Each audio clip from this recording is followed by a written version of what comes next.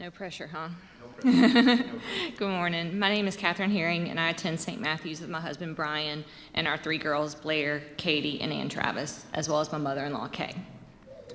Andy asked my husband and I to share our story during stewardship campaign. And yes, we were both supposed to be up here, but he'll get his moment in a little while.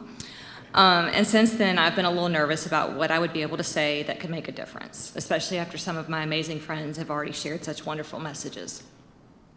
My husband and I both grew up attending churches of different denominations and sizes. The first time I attended a Methodist church was in elementary school. My parents knew the Methodist preacher around the corner from the Baptist church where we attended, so we would go to Sunday school and then drive around the corner to hear the sermon at the Methodist church. I was confirmed and attended throughout high school before attending college at Millsaps, which was when I moved to Jackson. Then when Brian and I were getting married and looking for a church we would attend together, neither of us had attended at one church regularly in Jackson, so we tried a variety. St. Matthew's was one of those churches, and we both felt something different when we came here. It didn't hurt that we had some friends here, and there was even a preacher from my grandfather's hometown of Bogachita.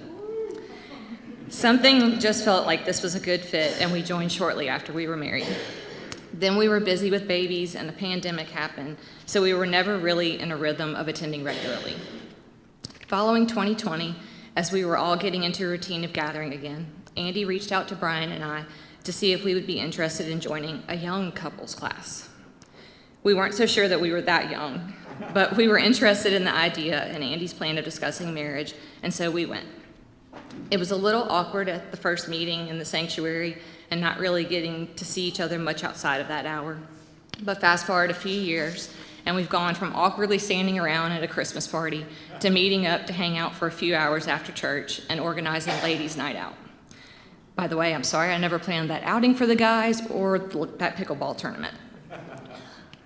One of the amazing things about my experience here at St. Matthew's has been that I feel like I found my people. And getting up here to share my thoughts doesn't feel so scary to me. My family has a place where we come to spend time with the people that get us and a place that feels like home. The girls rarely complain about getting up and getting dressed for church on a Sunday morning, and I'm often asked, how many days until I see Miss Dot? Can I go eat supper with Emmy or Alice? And a highlight of my service to our church now is helping with VBS or Children's Moment and teaching pre-K Sunday school. It is truly a blessing to spend time with the children of our church, and I'm pretty certain they do a better job of teaching me about God's Word than I'm doing for them.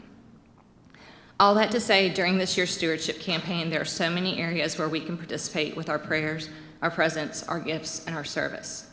Teaching is just one of those ways, and that doesn't only mean a Sunday school class. There are opportunities including VBS or Children's Moment that are smaller commitments, as well as taking part in Trinity United Methodist Mission or chaperoning a youth group event. I read a quote the other day from Bob Goff that resonates so much in this season. I think his plan all along for us has been to meet the people he made and feel like we just met him. So what if God has chosen each one of us to be here at St. Matthew's in this season because he knows we need each other, because we are the right people to serve this church at this time? Thank you.